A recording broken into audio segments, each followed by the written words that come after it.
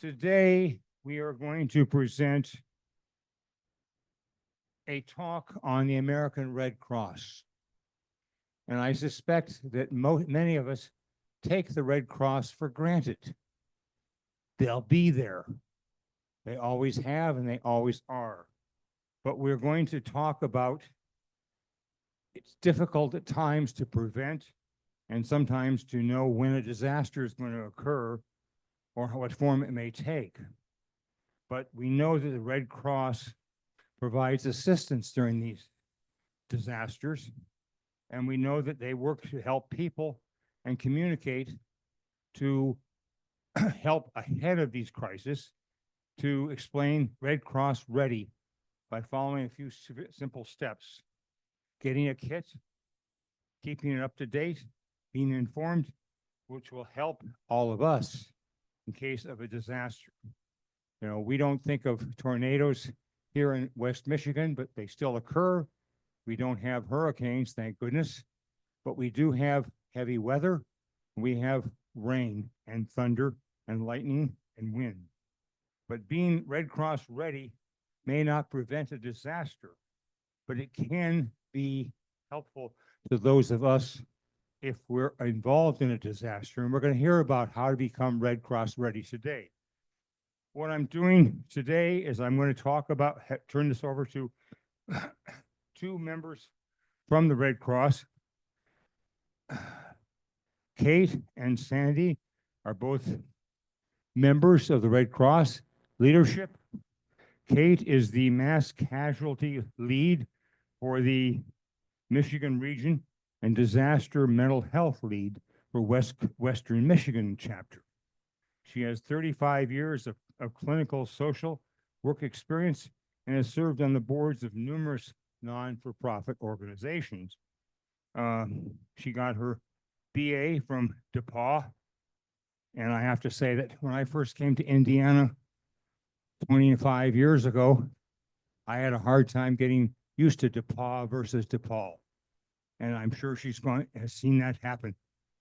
Sandy has spent 10 years with the American Red Cross and is currently the Western Michigan Deputy Disaster Program Manager. Can't talk straight, not enough coffee. But I'm going to turn the program over to these ladies.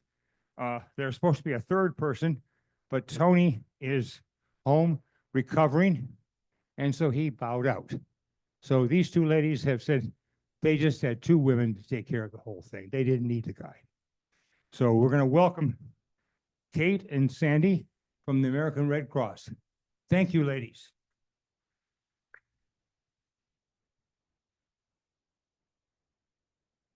Thank you very much. I'm trying to figure out exactly how loud I have to talk with this microphone, so I guess I can be more gentle, not so excitable. I want to clarify something to start with. Sandy and I are volunteers. The American Red Cross is the largest volunteer organization in the world. We're just not boots on the ground. We're management. We write policy. We teach. The organization could not function without volunteers. So Tony, who's not here, is a paid staff person, but he has twin 3-year-olds that started preschool last week. And imagine what they brought home. So we have different roles. I've been my most recent time, I've been a Red Cross volunteer for about 25 years. Though I started when I was 14 years old in Cedar Rapids, Iowa, with the Red Cross Club, and continued for many years as a boots on the ground person. Now I lead the mass casualty response for the state of Michigan. Developing plans for how the Red Cross can support communities in the middle of a mass casualty. And a part of that is that I also lead the condolence care team Anytime someone dies in a disaster-related incident, our condolence team calls on the family, gives them money for funeral expenses and other kinds of expenses and emotional support at that time. Um, Probably that's something you know nothing about when you think about the Red Cross, but that is one of the unique services.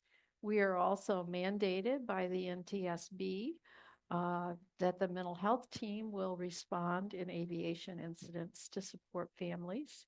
And two of our team members from Western Michigan were in DC most recently with the American Airlines crash, supporting families in the Family Assistance Center. We train for that. We work with all the regional airports. We have plans in place. So that's, again, probably an area of Red Cross that you're not as familiar with. Sandy, you want to introduce yourself a little bit? Okay, I started out ground roots, basic, going out to disasters and worked my way up. So now I'm the head volunteer in the office. I work directly with our paid program, disaster program manager. And when he's out, which happens unfortunately too often for disasters around the country, then I run the office. She's my boss. So I pretty much just take care of everyday things, any problems that come up. I work with new volunteers if they have questions or they're not quite sure where they want to belong. I work with them and try to help help them figure it out. And then I also am the coordinator for our preparedness section. And in that section, we actually go out to groups and teach them how to be prepared. And we start out with the preschool, and we have a program called Be Prepared or Prepare with Pedro. And Pedro is a penguin, and he And comes someone with has- me. And we teach them the basics, first of all, home fire, what the beep, beep, beep is. And that's how we teach it. And so that they know that they have to get out of the house. And then from there, we work up. We're developing, that's pre-K through second grade. We're now developing the same type of thing, a little more advanced with the third through fifth grade. Once they hit sixth grade, then we teach them hands-only CPR. They are not certified to do CPR, but they know how, and they know how to instruct someone else. So we work with a lot of disabled people. They may not be able to do it themselves, but they can tell someone else to do it until a professional arrives and takes over. And then from there, we get into the Red Cross Ready, which we're going to talk a little bit about today, what you need to have in case of an emergency, in case the lights go out or the water goes out. So that type of thing. And then we get into another program that deals with businesses. And so they keep me pretty, oh, and smoke alarms. My boss would kill me if I didn't say smoke alarms. We install free smoke alarms to anyone who requests them. All they have to do is to call our office and tell us that they need them, give us their name, address, and phone number, and we will send installers, Red Cross people, out to install those alarms. And we will install as many as the state code tells us to. Used to be limited, but now we see 7, 8 going into some of these bigger homes. So that's another thing I do. So let's find out a little bit about you. Are any of you in the room ever been a Red Cross volunteer? One? Okay. Can you tell me a little bit about why you chose to come to this presentation today? What did you hope that you would learn here today? Oh, I'm supposed to give you a microphone so the Zoom people can hear. Okay. So it'd be good to just know a little bit about what your expectations are. I'm just hoping to learn more what to have in a readiness to go pack. We will for sure cover that.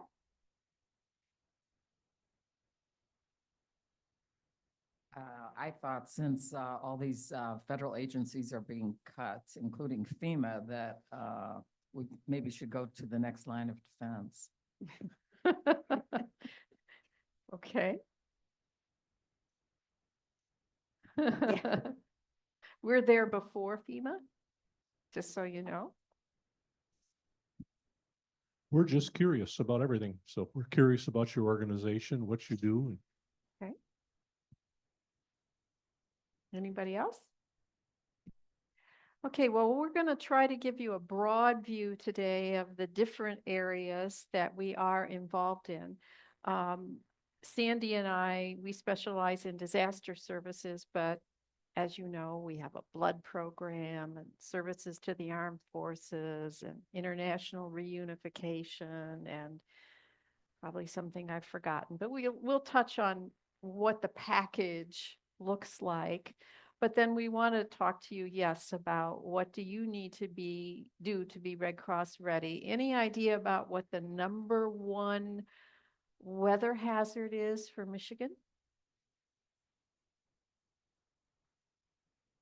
It's an ice storm, which when an ice storm really hits, it takes down the electricity. And think of all those folks that are old and maybe on oxygen that they need electricity for. So opening shelters during an ice storm becomes a really important role in Michigan. We've had tornadoes, our share of tornadoes, no hurricanes yet, but I also deploy out to nationals. In mass casualty, I was in Las Vegas for the largest mass shooting we've had down in Florida with Surfside with the building collapse, in out west at Paradise Fire where we had 87 fatalities. So we'll talk a little bit about how we train and how we deploy. Our focus is on keeping Michigan a strong chapter. That's our region, Michigan. But our volunteers, because we're not Florida, which has continuous disasters, a lot of our volunteers deploy all over the United States, and we'll talk to you a little bit about that. Our mission: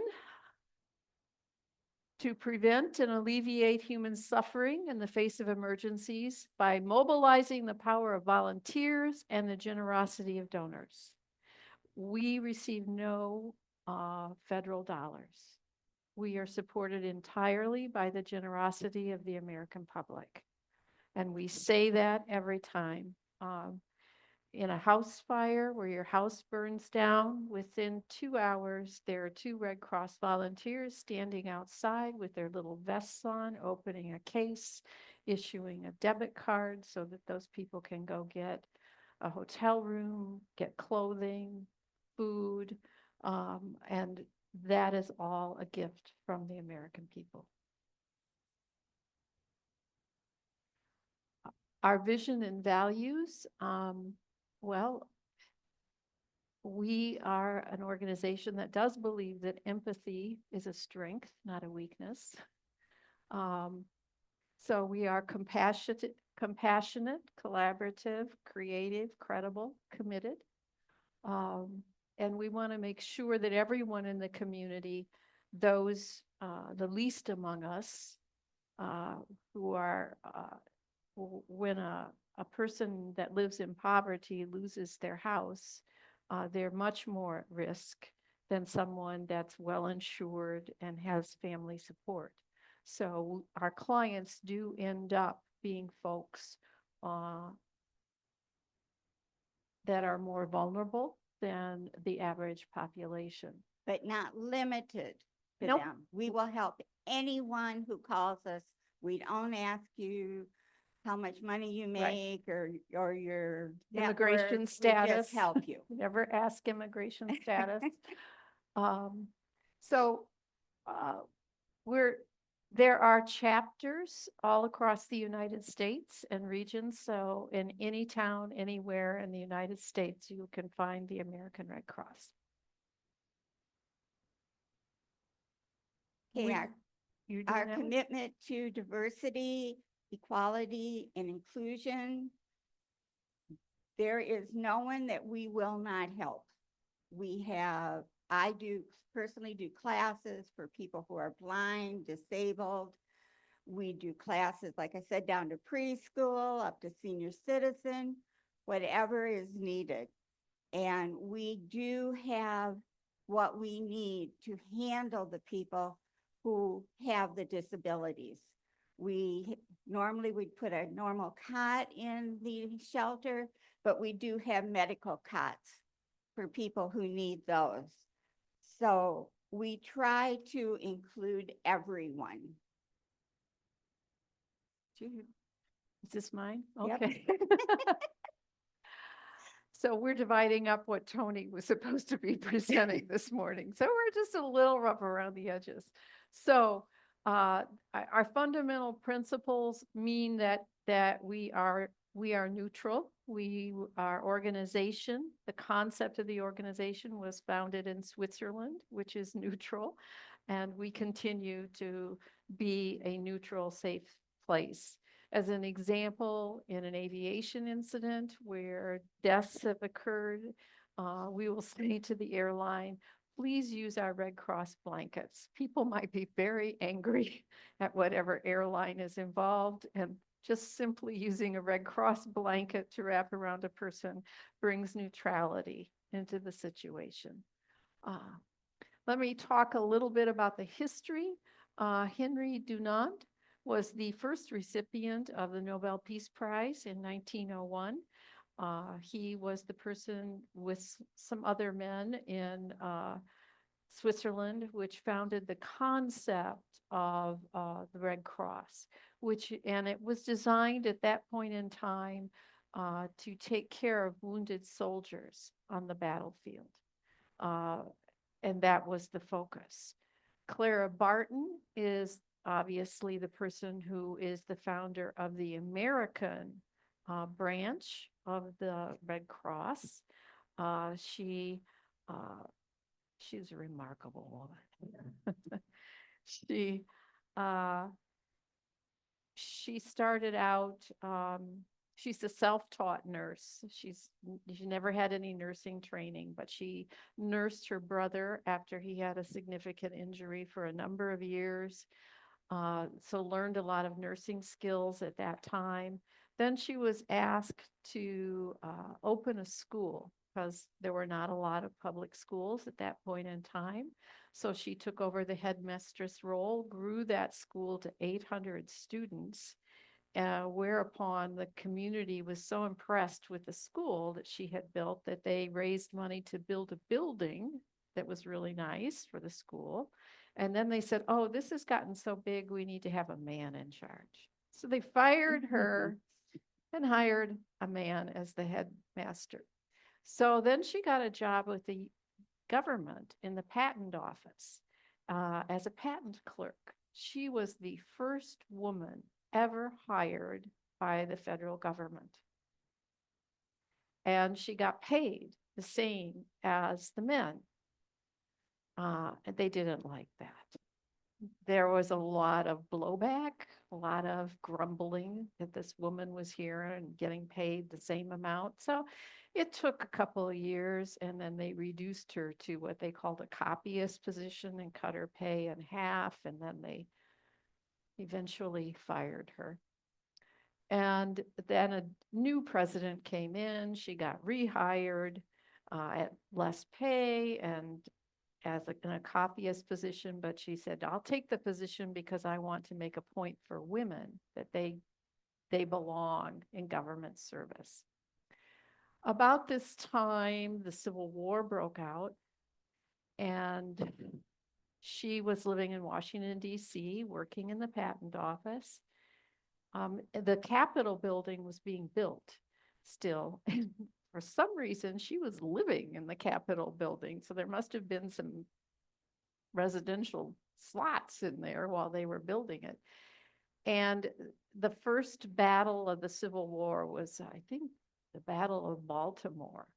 And as they brought the wounded troops in, they brought them to the Capitol building.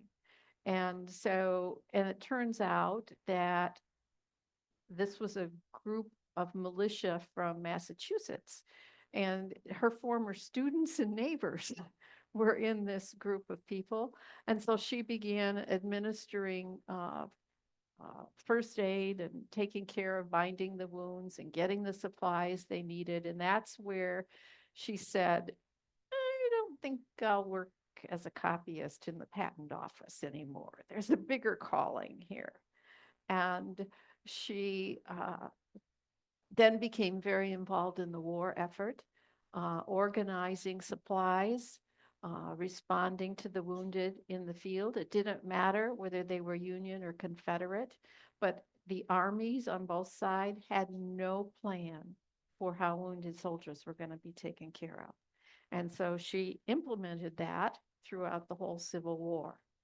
At the end of the Civil War, she discovered there were about 25,000 soldiers missing. Families were writing letters, where is, people had died on the battlefield, they were just buried. So she opened an office to find the missing. And she used her own money, about $14,000, which probably was a lot of money back then. And she and her volunteers found 22,000 troops and reunited them with families so they could be buried at home. And finally, Congress said, well, maybe we ought to reimburse her. They gave her $14,000 to replace the money that she had. Well, at this point, she was pretty tired, so she went to Europe, and that's where she met the people that were working on the Swiss Red Cross and got involved in some wars over there and got the idea of a Red Cross, came back to the United States. It took her 10 years to convince the government to organize an American Red Cross. And the reason they were so reluctant is they said, well, we've had the Civil War. It's the war to end all wars. There's never going to be another war. And so she said, well, how about disasters? We could do something in disasters. Those happen all the time. We could respond to disasters. What do you think of that idea? So it took her about 10 years to convince Congress. And then she got the congressional charter that Sandy will talk a little bit about. The very first time the American Red Cross deployed, it was in Michigan. It was to the UP to a forest fire. Anyway, she went on to found the American Red Cross. She led that, did a really wonderful job till they decided that it had grown too big. It needed to be replaced by a man. So that happened. And so she's like 80 years old at this point in time. So she says, well, we really need to teach people first aid. So she founded a whole organization to teach people first aid skills, which later got incorporated into the American Red Cross. And she was getting pretty old by this time. So then she shuffled off to Buffalo. But now those are just little bits about Clara's life, but a remarkable woman. You're going to talk about the charter? Well, basically, we are not part of the federal government, okay? We have just been chartered by the federal government to go out into disasters. So as Kate said earlier, we go out, we help the people, and it's not a one-time thing. Just because 2 people are at your home the first time doesn't mean you're never going to hear from us again, because within 72 hours, you'll get a call from what we call a recovery worker. And this person is going to help you or help the client get back to as close to where they were before the disaster happened. They're going to help them find food, clothing, a place to stay.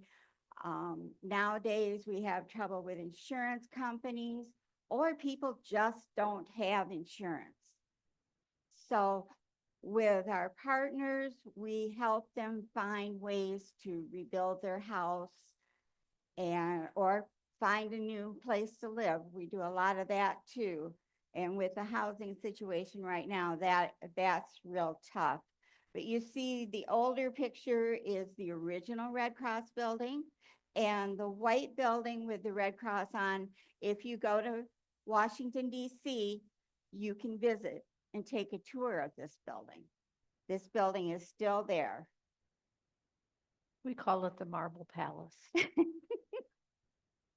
Okay, every day in your community and in the whole country, there's something going on.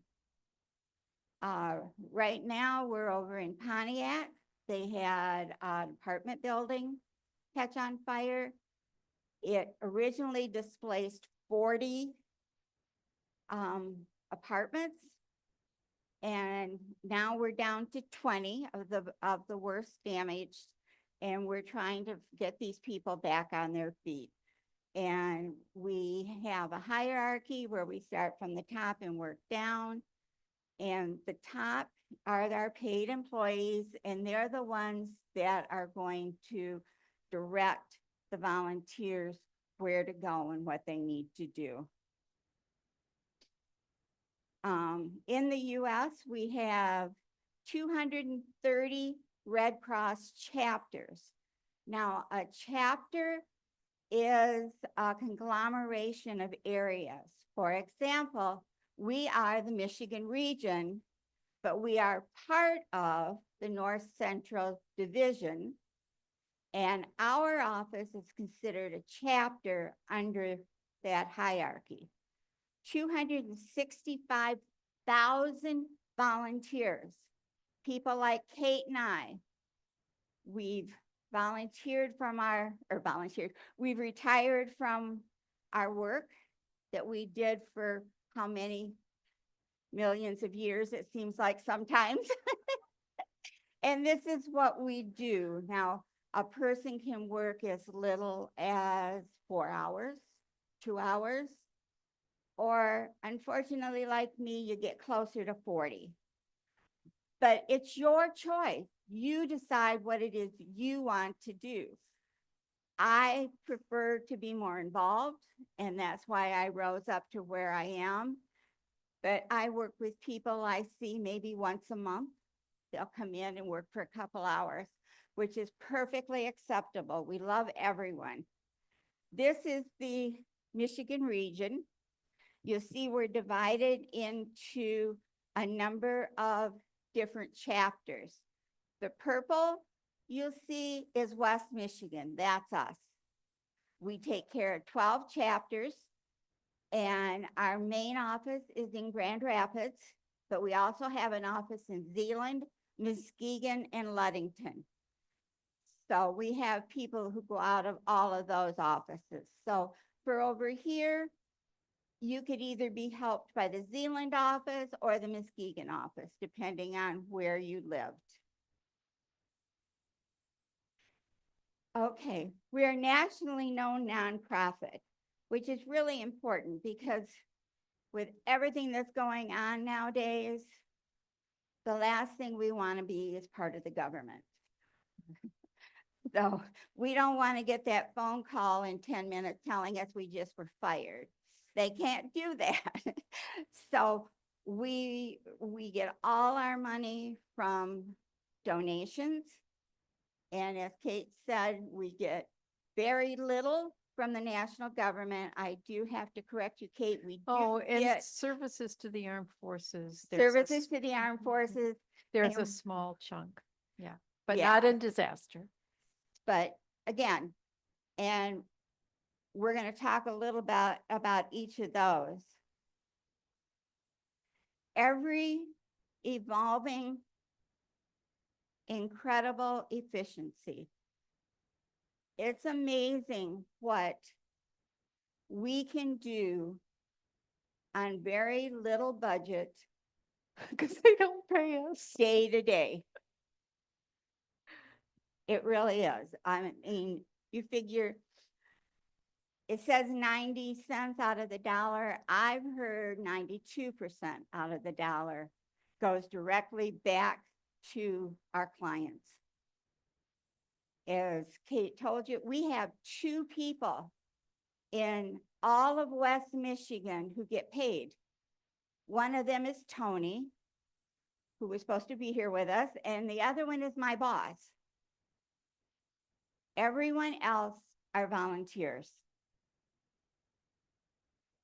And we have an outstanding rating with the Better Business Bureau. And in 2022, we had a platinum seal of transparency. But this is what's going to get you. We impact lives every day. You might hear tonight there was a tornado in Florida. By tonight, we will have people on planes on the way to Florida, if they're not already there. We have, it says here we have 170 tornadoes, disasters every year, 12,000 times a day people donate blood. That's amazing. I know we have our blood services, which is also run out of our office. They are actually considered a separate entity. Their blood services were humanitarian. And whenever they have a blood drive, the lobby is full. 500 youth are reached each day through our education processes.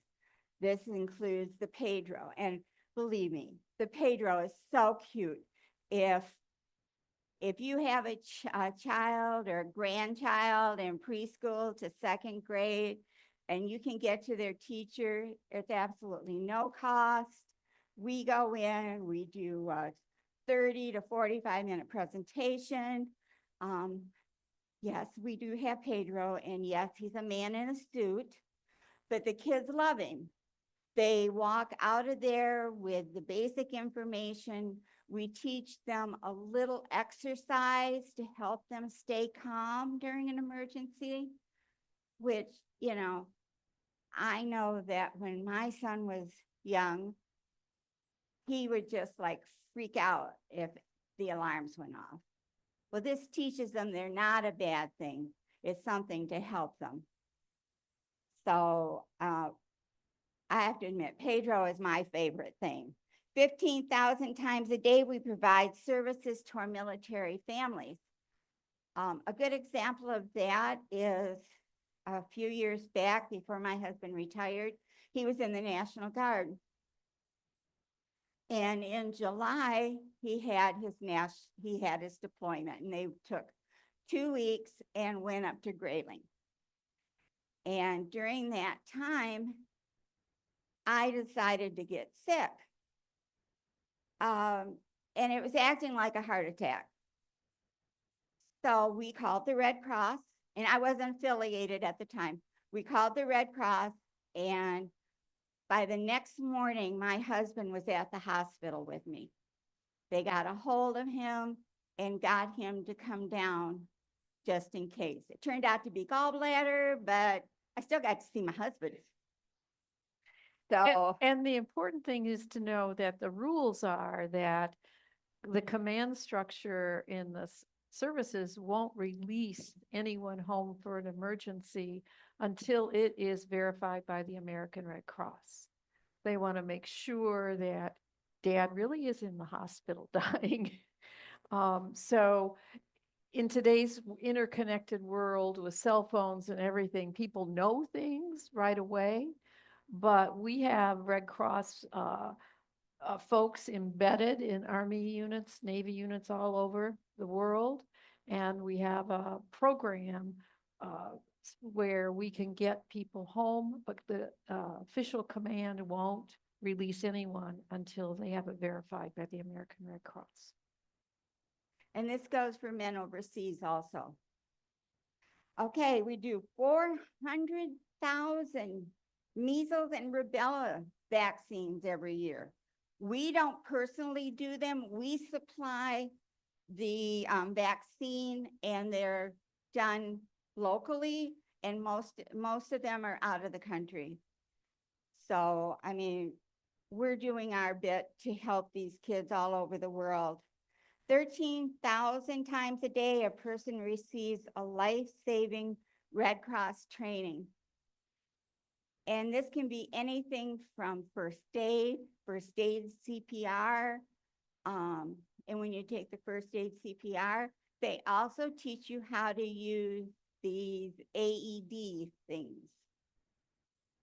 Yeah, you know, you just flash it on. To teach the CPR class, though, that I do, we do have to take that class and know how to use all of that. So we're constantly getting people calling, do you have a first aid class? Do you have, was it life-saving class is another one? And then we direct them to another number. 7 times Red Cross volunteers respond to home fires or disasters in Michigan. Yesterday morning, one house caught on fire. It ended up taking 2 houses out. I was talking to someone, one of my partners on the phone yesterday, and she said, oh, I gotta go. I just got a call to go out to this house and take care of them. So. And think about it, when a house burns down and someone loses everything, is there any other organization that responds? No, that's our charter to be there. So not everyone always wants us to respond. We don't force ourselves on people. But in terms of a safety net, it's the Red Cross is the first one that's on the scene. 7 homes a day receive smoke alarms. And this time of year, it's even more than that. Right now, we're getting ready for our big push, which will be in May, end of April, first part of May, where we plan on doing 300 homes. And we're looking at somewhere between 600 alarms. Just in West Michigan. Just here. Yeah, just in West Michigan. All over the state, I think we have a total for the year of 13 or 14,000 alarms that we will install between the beginning of our fiscal year and the end of it. And the sound the alarm part is just one big push where we get the media involved and stuff. But my husband has spent more time installing alarms in other people's homes in the last 2 weeks, almost more than I've gotten to see him. I mean, he's constantly gone, constantly making phone calls and going out. 310 people receive the necessary training to ensure they're ready for types of emergencies that happen in our community. And today, that's you. Sleeves up, hearts open, all in. We are one Red Cross. We have 3 different sections. The biomed is the blood services. The training services are the people who take the first aid classes, who take the CPR, the AED classes, and you. And then the humanitarian services, those are international, besides local. As Kate said, we deploy all over the country, and we have deployed into Ukraine. We've had people go over there, and then services to the armed forces. Okay, We provide more blood than any other blood bank. That's pretty amazing when you stop and consider everyone who works these are volunteers, and they go out every day somewhere doing a blood drive. Every 2 seconds, someone in the US needs blood. When you stop and think about it, if it was me, all I can say is thank God the Red Cross is there.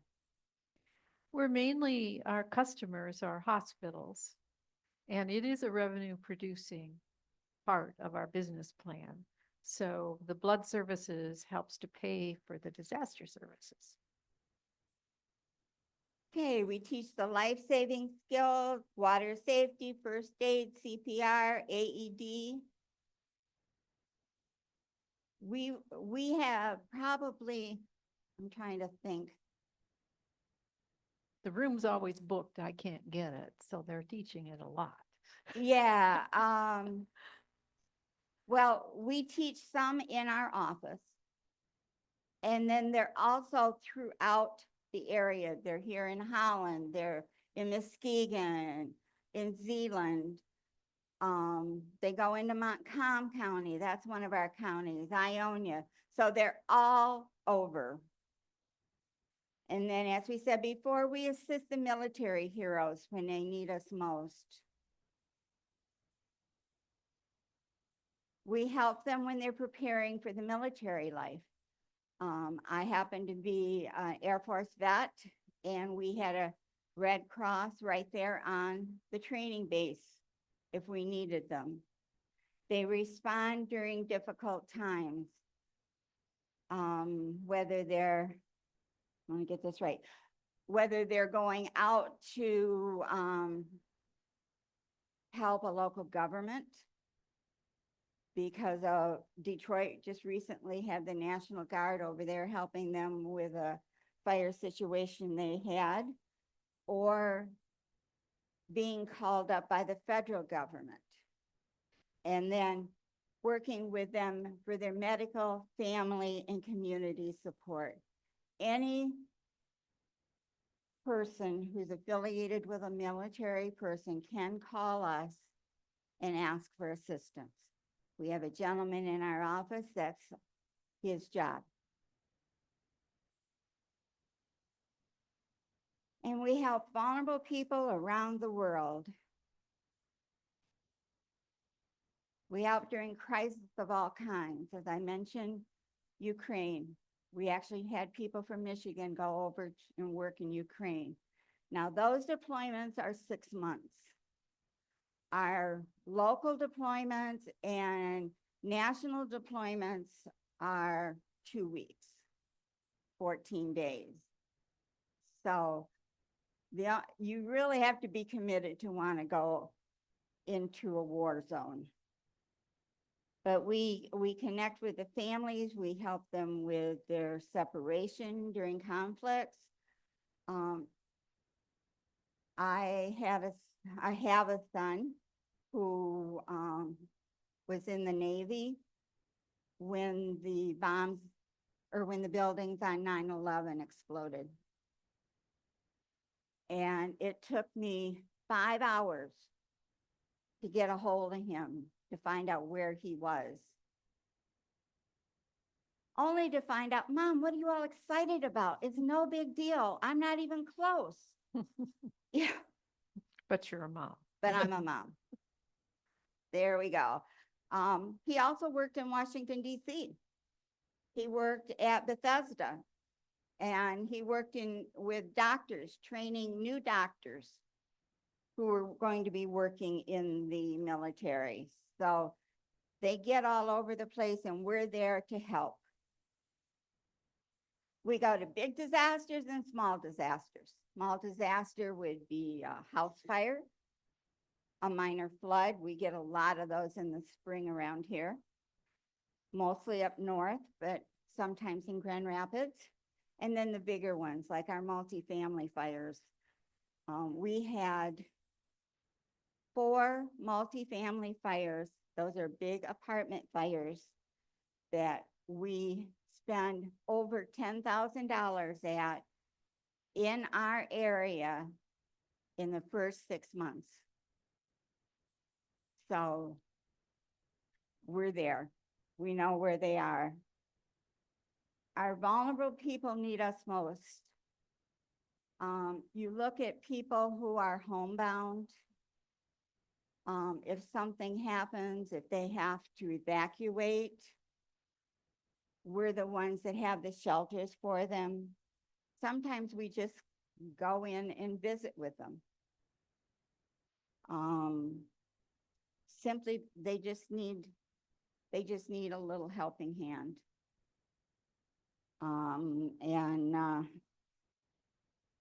Which one oh, let me bring up the other one. Can you imagine? There's those wonderful Red Cross blankets I was talking about. Yeah, so we do have lots of Red Cross blankets. So, when we go after a fire, we give them, as Kate said, like a debit card with so much money on it. And, you know, you can figure at least $400 of unexpected costs. Now, we don't give that initially. We give it in 2 parts. We give them funds initially to help them find a place to stay and food and clothes. And then we go in after the fact with our recovery workers, and they can give additional funds if they have further needs, like, I don't know, they need a stove and they can't afford it, and we can't find one that who donates. So we never know. We replace medications. You lose your teeth. You know, when you're running for your life from a fire, you leave your glasses behind, your teeth behind, your medications behind, your walker behind.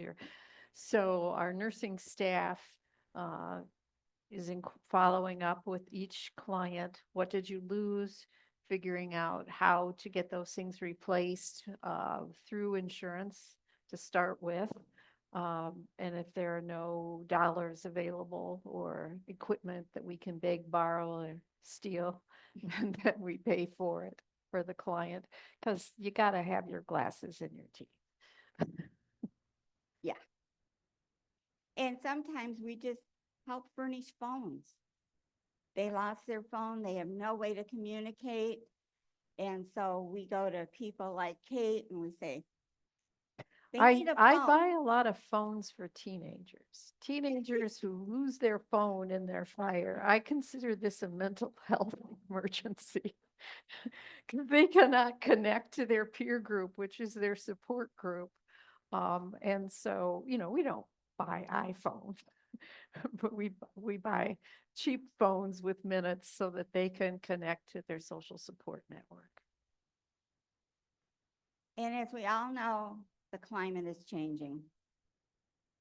In 2021, more than 40% of American lives in countries hit by 40% people were hit by a natural disaster. Today, in the last 10 years, that's up to over 1,000. We used to talk about hurricane season, gearing up for that. Now, the phrase we use is continuous response, because there's some between wildfires, floods, hurricanes, storms, mass casualty situations. We're in continuous response. And we still have people in Hawaii, believe it or not, from their fires.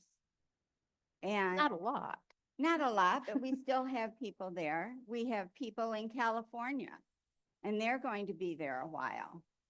So we don't just go in, okay, it's over, you're on your own. We're there till they're back on a fairly normal. What we've done most recently is, you know, if something big happens, if you think about Maui, there's a lot of fundraising that happens around that. People feel compelled to give. And so we have a pot of money that people have given in service of the of the clients in Maui. So we go in with our immediate team, we're meeting immediate needs, we're doing sheltering, we're doing feeding, we're doing mental health services. And at some point, those services, the need for those services goes away. But the community still needs to rebuild. So we take the money that's left over, that's been given for that particular disaster, and we use that for long-term recovery, meaning that we then begin to try to pull together community organizations and partners to begin to say, well, how do we begin to look at the long-term problems that this client population is facing, and how do we strategically deploy funds in the best interests of this client population. So we have sort of the immediate response to the disaster, and then if hopefully there are funds left over, now we're employing those for long-term recovery. And the important thing to know is if you do donate and you do specify where you want the money to go, the money goes there, it goes nowhere else. Which is both an advantage and disadvantage, depending on your perspective. Hey, Kate, you wanna, Well, okay, We well, ch- we- adapting our mission to meet urgent needs. that we call ourselves super Gumbies. And only the people in this room will even understand what Gumby means. But if you've been to one disaster, you've been to one disaster, because the needs of each community are different. The client population is different. So even though we have a national structure about how we operate, and I'll talk about that a little bit later, each major disaster that we're responding to presents different demographics and different challenges. So we're always having to adapt our service delivery plan. Next slide. One thing in the Red Cross we say is there's always change. Nothing is set in stone, and We- that is true. We change every day. We've brought quite a few handouts for you today, and which is unusual. I mean, we do have handouts, leave behinds, but sometimes they tell us, don't leave them behind, we keep changing. But everything that you got today is up to date as of today. Okay, when we're talking about home fires, these are just some basic statistics. Back in October of 2014, the Red Cross goal in doing fire alarms was to save 25% of the people who died in fires. And that is still our goal. You can see that we've, in that time, not counting this year, what year is, doesn't say, oh, through 2022, we've installed 2,511,000 alarms throughout the country. 921,000 homes escape plans have been made. And what those are laminated board. You can draw out your house with all of the exits, first and secondary. And then we suggest you put it on the refrigerator so people can see it. And practice. And yes, and practice it twice a year. We suggest they test their alarms twice a year. Right now, we still go with the time change. If they change that, we'll think of something else. But we want people to know their alarms are working. And 100 million households made safer. That's pretty amazing. And less work for my condolence team to do. And I can tell you that we have saved over 3,000 lives that we have been able to document from Red Cross alarms. Because I'm a Red Cross volunteer, I learn how quickly you die in a house fire, not from the fire, but from smoke inhalation. And that you have literally minutes to get out. So 2 minutes. 2 minutes. So this has been drummed into me. I'm on a sisters reunion down in Florida with my sisters. And the fire alarm goes off at 3 a.m. in the morning. And my Red Cross brain kicks in. And I know I'm supposed to grab my purse, grab my keys, and evacuate, which I do. And I do it really fast. And I'm down, and I don't use the elevator, and I'm down the stairs, and I'm out on the sand. And that's when I realized that I've left behind my sister with severe rheumatoid arthritis so that she can't even turn the knob on the door to get herself out of the room. And my other sister that is 8 months pregnant. And my third sister who's post polio and uses crutches. I left them all behind. And so that was one of my most embarrassing moments where my true self was revealed. It turns out there was no fire, everyone was safe, but the shame lingers. Infrequent disasters. Disasters happen often and sometimes without warning. They can affect any community. There could be a fire in this building this afternoon. If it's a disaster if the normal response systems are overwhelmed. People are hurt. Property is damaged or destroyed. Those are the criteria to make it a disaster. Every county has an emergency manager. They have fire departments. The fire department may call us and ask us to respond to support a family. The emergency manager may call us to set up a shelter. We do not self-deploy. We don't just show up because we read in the newspaper something. So usually it is the emergency manager or fire departments that deploy us. Which hazards do we face? Well, obviously we face tornadoes here and home fires, floods. Now we seem to be having a lot of the extreme heat, thunderstorms, which they are threatening us with this weekend, and winter storms.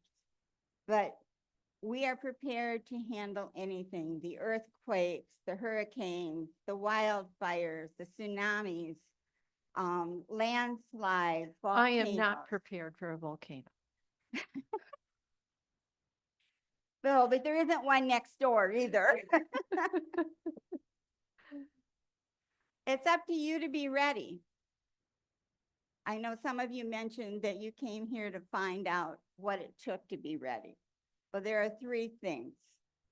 We make a kit, we make a plan, and we be informed. Making a kit. Now in the handouts that are outside, there's two sheets on making a kit. One of them is to go to a shelter. So if it's a situation where you can no longer stay in your home, whether it's freezing cold or it was hit by a tornado. Now I'm Vanna. Or whatever, this is the one that you would use for that. The important things are, don't forget your medication. Don't forget your medical equipment. The Red Cross isn't going to put a shelter where there isn't electricity. Don't forget your important papers, your copies of your driver's license, your insurance form, your insurance policies, your passport, anything like that, have copies. If for some reason you run out in a hurry, but you grab the kit and you left your license on the bedside table, you still have a copy of your driver's license because they're not going to let you into your home without it. You know, things like that. When you get to the shelter, they're going to have the basics. They're going to have water and a bed and a place for you, Red Cross blanket. food. food. There'll be snacks on a table at, well, maybe not in the middle of the night, but all the rest of the time, plus you get 3 meals a day. Something else that's important, when you sign in to the shelter, please tell them if you have a dietary restriction. I've had people come to multifamily fires, and one of the first things we ask is, do you have a dietary restriction? And they say, nope. So then I send the guys out to McDonald's to get some food, and they come back and this lady says, I can't eat this. Why not? Well, it's got pork on it. Oh, did you tell us you had a dietary restriction, no pork? Oh, I'm sure I did. But we have proof she didn't. So, because we write it down. So things like that. The best person to stand up for yourself is you. If you need something in a shelter, ask. If you're tired of sitting around, looking at everybody else sitting around, ask somebody if there's something you can do. We're always welcome to have people come, offer to volunteer. It may be something as little as taking out the trash or sweeping a floor or stacking the blankets, but we appreciate all of that because we don't always have time for it. Now, the second sheet out there is if you're staying in your home. Remember that it takes 1 gallon of water per person per day, minimum. And if you have any pets, it's a ½ gallon of water per pet per day. So I know we all hear, well, fill up your bathtub.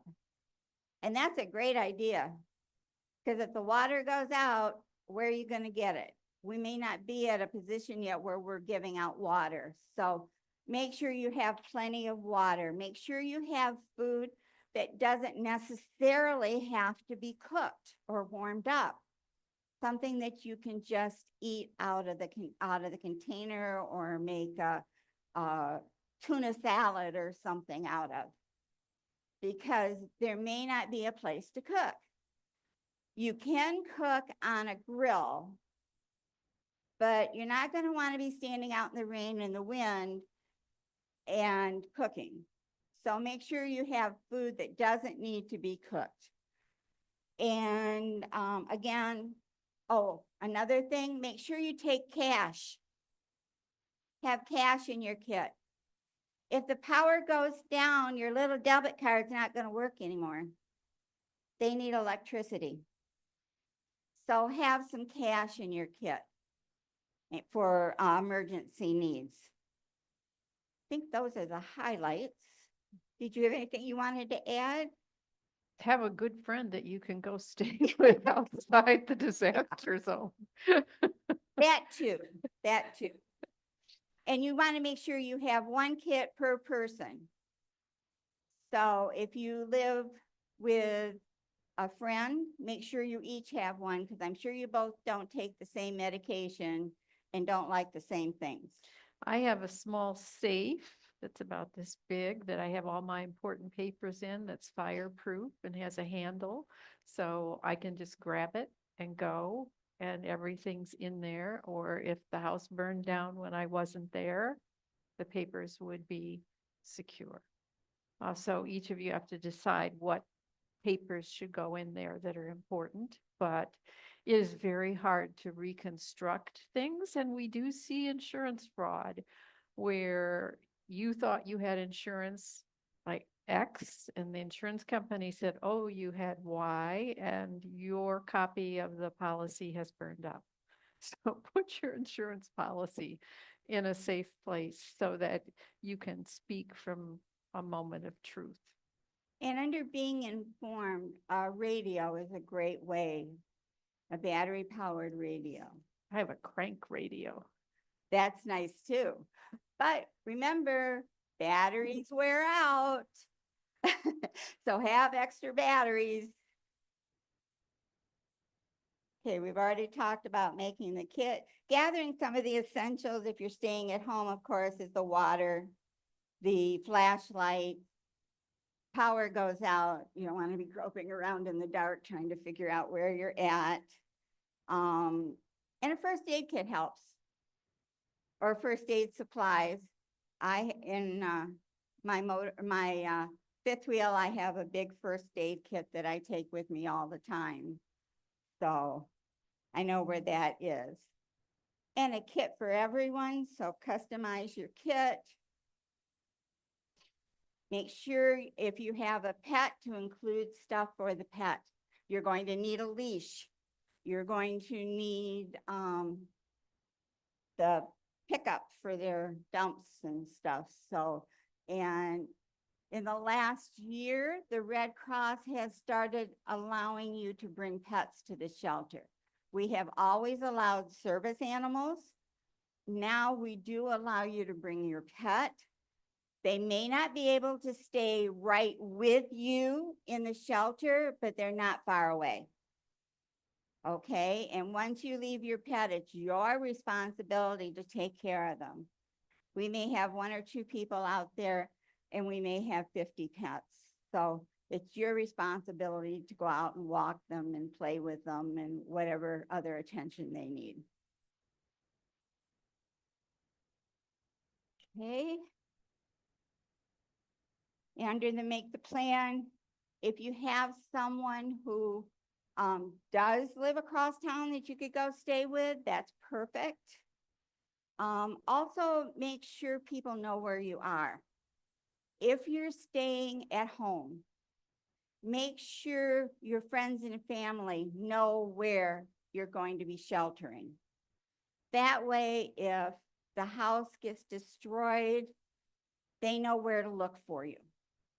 Okay, your family can say, well, this is their shelter area right here, and that's where they're going to dig first. We So- do have a reunification plan, like a large disaster like's happened in Florida.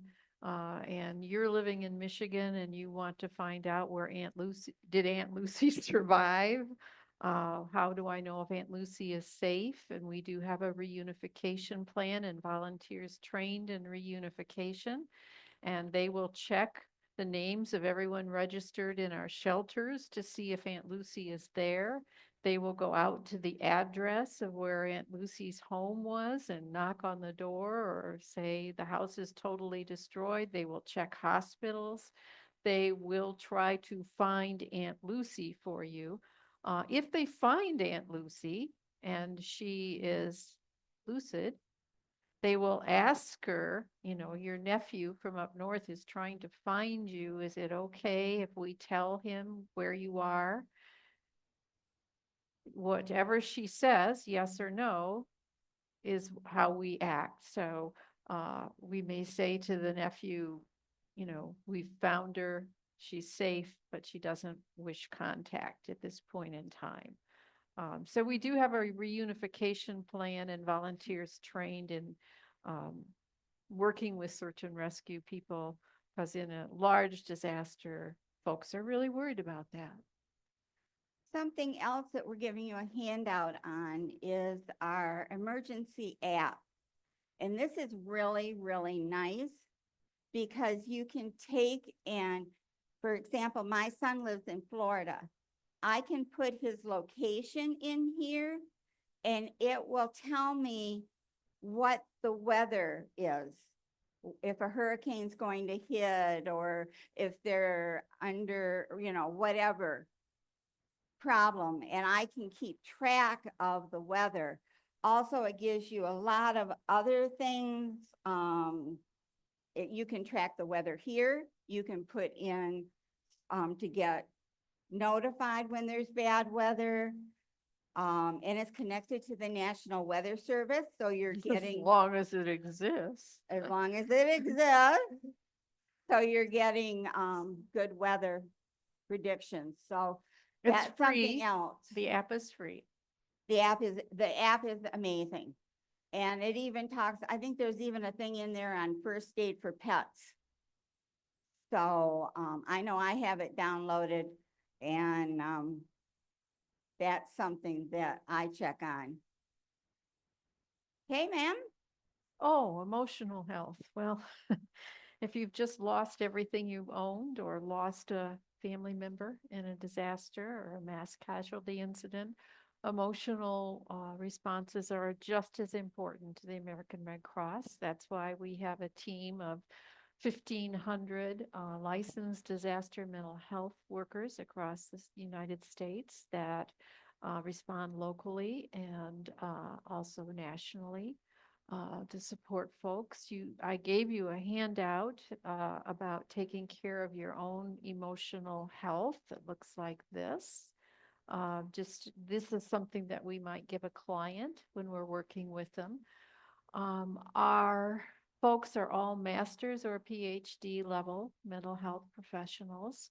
Um, our job is not to come in and do psychotherapy or trauma work. Our job is to assess, normalize, stabilize, and refer to a higher level of care.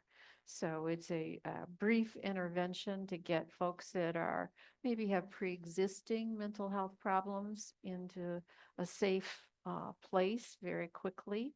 Also to help people realize, I mean, you find that you're in shock when these things happen. And, some of the most pragmatic things we say to people is you need to eat by the clock because your body is not going to tell you when you're hungry. So eat at the times you normally eat. You might not feel as hungry, but take nutrition in on a regular basis. We talk about how to the fact that you're going to be talking to a lot of different people for recovery. So write down the names, the dates, the times, what they said, because your brain will have moved to Miami. And you'll not be processing things in the same kind of way. Um, we talk about very pragmatic kinds of interventions to help people through those difficult times. Um,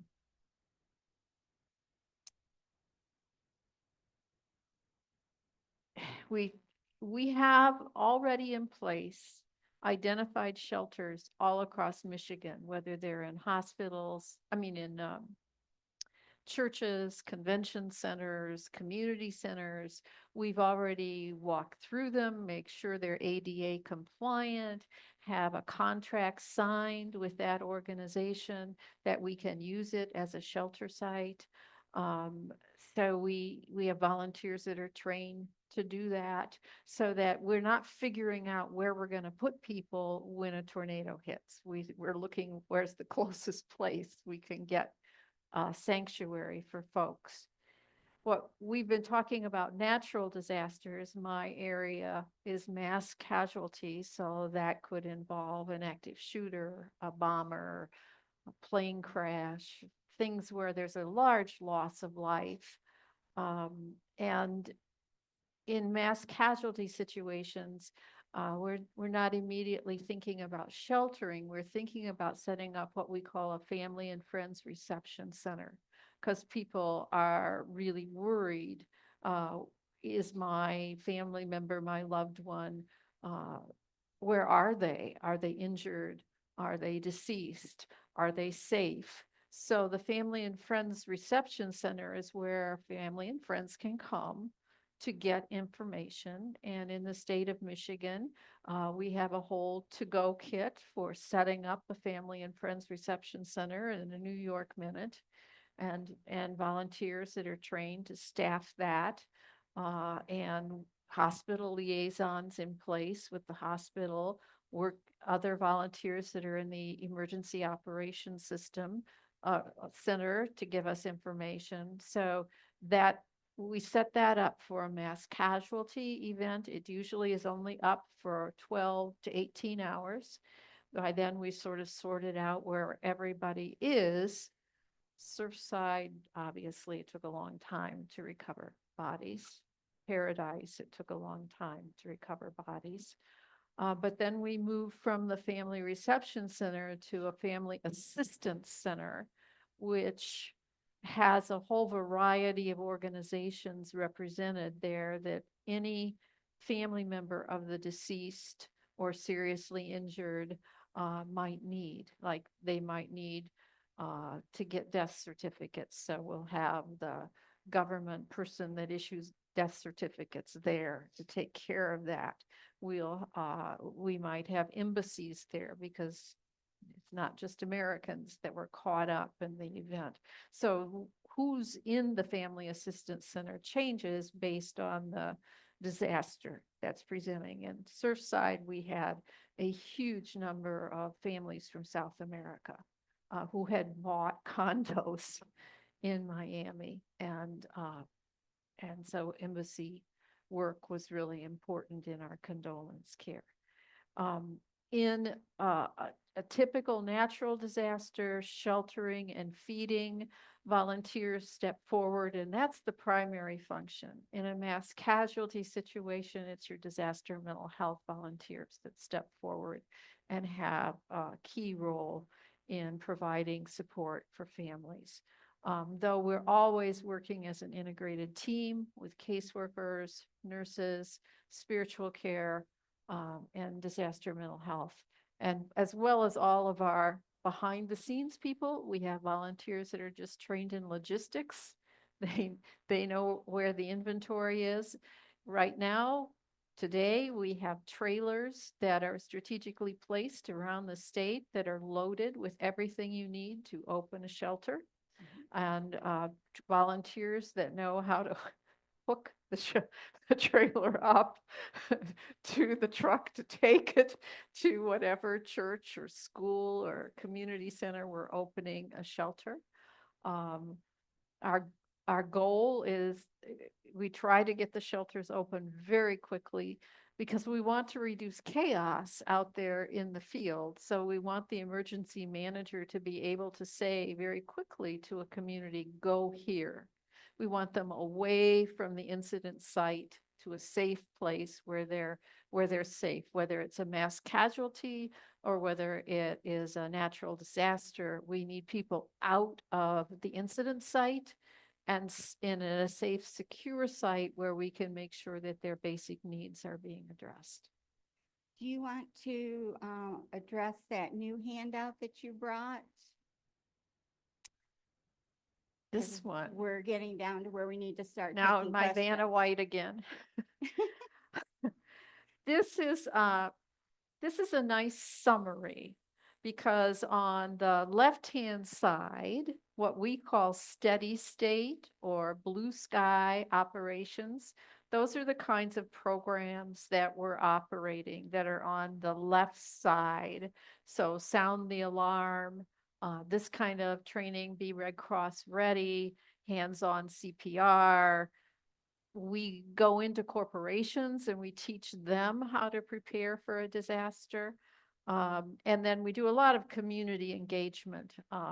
So that's all happened. That's really just a little bit of what's happening in Blue Skies.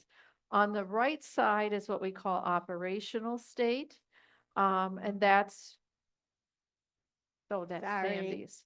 Okay, and that's when something big has happened and we're responding. So we're doing disaster relief, feeding, sheltering, recovery, mental health and health services are under individual disaster care, and distribution of emergency supplies. In the middle of a flood, we'll have trucks out delivering cleanup kits, so that people will get gloves and shovels and buckets and things that they need to begin to muck out their house. And if we have enough disaster mental health, then we're riding along on that truck and we're doing stealth disaster mental health because, it's not very helpful to say, hi, I'm from the Red Cross, I'm a disaster mental health worker. People are backing away. It's much better to just say, I'm part of the recovery team, I'm a crisis counselor, or just begin talking to people. And they never know that they had an interaction with someone with a mental health degree. I like stealth disaster mental health the best. And So this gives you just sort of a broad overview of what we do in disaster. It doesn't speak to the other pillars we introduced, which was our blood program, our services to the armed forces, our international uh, uh, aspects. I'm probably forgetting one, but Humanitarian services. so we have silos that people are in, but we still think of ourselves as one Red Cross. Okay, and if you want information or to sign up for a class, it's redcross.org. It'll bring you into a website, and from there you can pick training or whatever you want. Questions? We've done all the talking. Now, any questions out there? All right.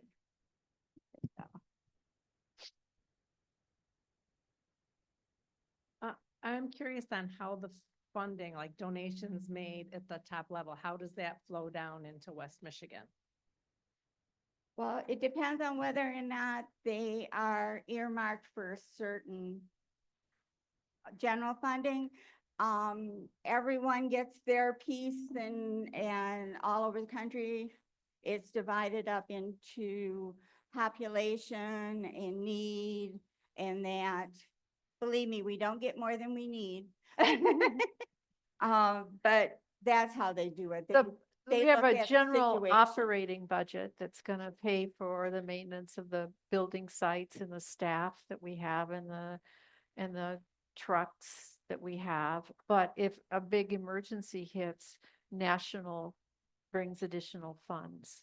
So we have sort of two budgets, our regular operating budget, and then anything beyond $10,000, we can begin to get national assistance to respond, because, you know, Maui wasn't sitting there with enough money to handle all of those things.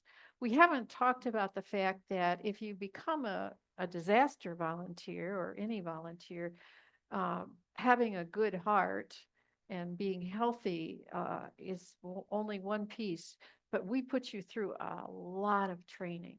Nobody gets deployed to a disaster without a lot of training, because everybody trains for a very specific role, and and I could be telescoped into Texas or Louisiana, and I need to know my role when I get there. Think how crazy it would be if everybody just had their own idea of how we ought to operate in a disaster. And we have a lot of, so we have a lot of training before people earn what we call a gap. So that when you're meeting people, you're saying, well, what's your gap? Gap is group activity position. That's what you've trained for. You can have more than one gap, but you get deployed by your gap. So there's a large disaster out there, and they say, well, we need so many logistics volunteers. We need so many sheltering volunteers. And so then people get slotted in to those positions. The Red Cross pays for travel expenses and per diem and provides you a place to sleep. Sometimes that's the cot in a church basement. So it's not fancy, but we all have to earn our gap, and you can't be deployed or have client contact until you have finished your training. And people start out as an SA, a service associate, boots on the ground. I know nothing. I'm trying to learn as I go along. And every service associate has a supervisor, people who have experience in the field and have taken additional classes. They move up to a supervisor position. If you stay around long enough and you take more classes and you deploy more and you get more experience, then you move up to a manager position. And if you are really, really insane, you become a chief. And you will be a chief over your gap. So I'm a manager in disaster mental health. So, and I will report to a chief. The chief may have a lot more people under them and than me. And so we sort of, you train so that you all understand exactly your role and how you're going to interact. And then we have a whole set of organizations about who's in charge, when, where the meetings happen, what you do. It's all like the military. It's all And organized. I think the important thing is everyone in the country is trained the same. Right. So we don't train you one way and they don't train you another way in Chicago. The training is uniform. We have a lady over here who has a question. Excuse me. Donations, do you have large donors or are you talking Joe Well, Blow who gives we have $20 occasionally? Oh, I mean, we have corporate donors, Okay. and we have people that send in $10. So And at this point, do you have investments? So you're not actually relying on what comes in each month? I mean, it seems like such a big organization I'm to be sure that, totally I'm dependent on sure in Washington donations. DC, they must have some money invested, but they haven't discussed that with me lately. Let me just add one thing. Give you an example. During the Los Angeles disaster, we sent a check to the American Red Cross here, and we got a thing back saying it was going to be going to our area. We did not specify where it was going to go, but it went to this area. So if you don't specify, it goes to your area. So it helps support these ladies. It helps support the people driving the truck, putting the gasoline in the truck. So it does stay there. But if you said, I want this to go to Los Angeles, it would have gone to Los Angeles. You True. have to specify what you want them to do with your money. They'll listen to you. Absolutely. And we do have staff people that are fundraisers, but they're primarily working with large corporate clients. We have another question over here. Sue has a comment from online. She has a friend in Chicago who's 76 years old and was deployed yesterday to the flooded area in Kentucky. Yeah. So she says all ages can help. Absolutely. It's just those cots get really uncomfortable. I think we've been running out of time here. Well, and don't think it's going to be a cot.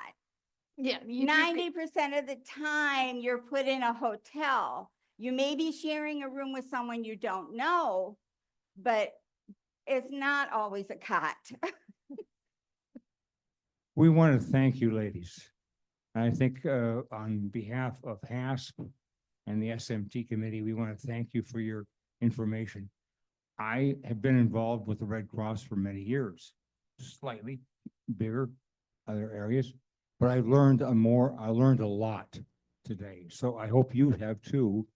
And if you see an interest in volunteering, they won't take you, they'll take your name right off the bat. So don't worry. They'll be glad to get you involved. So think about this. 1-800 Red Cross, and it starts the process. Think about this, that this is how we make America great. Not people in Washington, but in the local areas. I'm going to make a political plug. Yes, I'm going to get in trouble, but I'm going to make it anyway. So this is what we do, is with groups like this, to make our own people healthy, wealthy, and wise. Thank you, everybody. Thank you.